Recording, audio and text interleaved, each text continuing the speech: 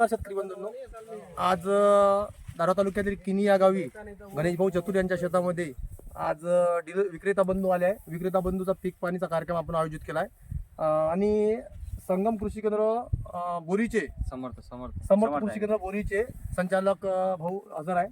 आपण त्यांनाच विचारू का प्लॉट तुम्हाला कसा वाटला, काय वाटला? प्लॉट खूप छान आहे आणि मोस्ट ऑफ द याच्या 3 आणि 4 दाण्याच्या शेंगीचं प्रमाण जास्त आहे. शेतकऱ्यांचा विश्वास आहे विगरवर. हो. आणि हे आमच्या गावातले आहेत. त्यांनी 16 एकर विगरचं प्लांटेशन केलं आहे पूर्ण. अच्छा. यांच्या 3ही व्हेरायटीचं 16 एकर एकूण प्लांटेशन आहे.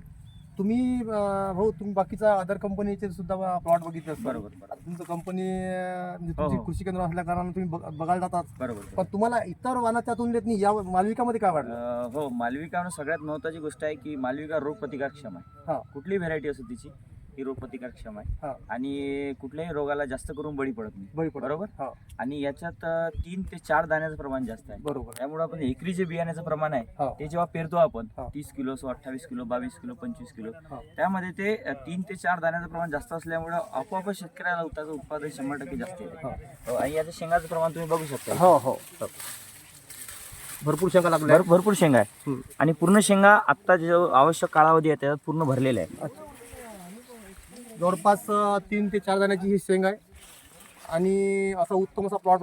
आजही एवढे दिवस झाल्यानंतर एवढ्या पावसामध्ये सुद्धा हिरवा कंच सुद्धा हा प्लॉट आहे आणि खूप मेंटेन चांगला भाऊने केला आहे.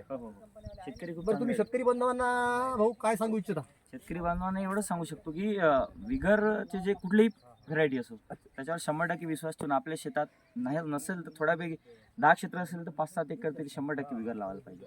धन्यवाद.